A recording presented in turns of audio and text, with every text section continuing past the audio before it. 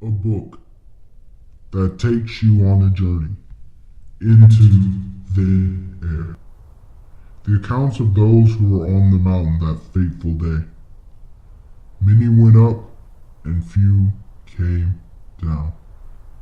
A number one national bestseller by John Krakauer tells us a true story of him and his team on Everest.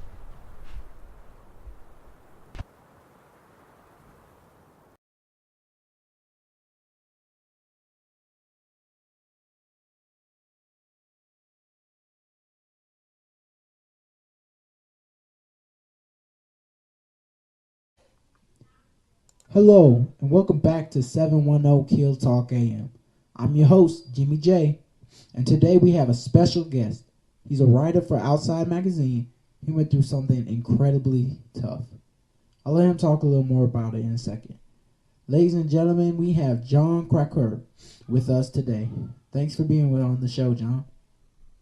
Thanks for having me. Now, what got you interested in climbing? I was 9, living in Corvallis, Oregon, where my father introduced me to mountaineering. And why did you end up climbing Everest? In March, an editor from Outside Magazine proposed I join a guided Everest expedition to write about an article about mushrooming commercialization on the mountain. They originally planned for me to stay at base camp, but I asked if I could make the full ascent of Everest, and they agreed. Wow, that's amazing. How did the other climbers feel about having a journalist climbing with them? I think there was some pressure that the article could either make or break your climbing image, so naturally everyone wanted to try a little harder and being written about in a good light. Beck Weathers said in an interview after Everest that it might push people a little farther than they wanted to go, including the guides. So, at first the expedition was going good. You were going from camp to camp, going higher and higher with little problems. When did it feel like the expedition started to fall apart? I think everyone started to fall apart when we got to Camp 4. So many people started getting ill from the high altitude, and going higher up didn't make anyone feel any better. Well, even with everything going on, you still managed to make it to the summit well before almost everyone else. How did it feel when you finally made it? Reaching the summit was great, but my oxygen was pretty low, so I had little time to enjoy it. But the summit was only half the journey. There was still a challenge of descending the mountain. So, you finally made it to Camp 4 and found out many people didn't make it back. How did it feel knowing people were dying on the mountain and there's nothing you could do to help? It was terrible. People are dying and there's nothing you can do.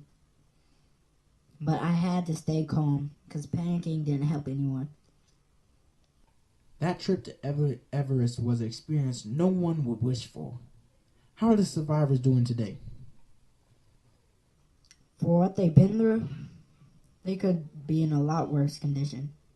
Lou Casakit wrote me a letter saying that it was the worst experience in his life. But he moved past it.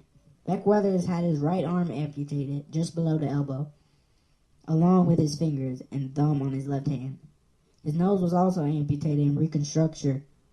Although Beck can't continue medicine, he takes his injuries very well. For me, no more than 2 or 3 hours pass that I don't think about Everest. That experience scarred everyone, and if we had a second chance, I don't think anyone would be back up there. Wow, that's a heartbreaking story. Well, our time's up. Thanks again for being on the show, John. No problem. My pleasure. Next up, we have a man who claims he was abducted by aliens. Stay tuned.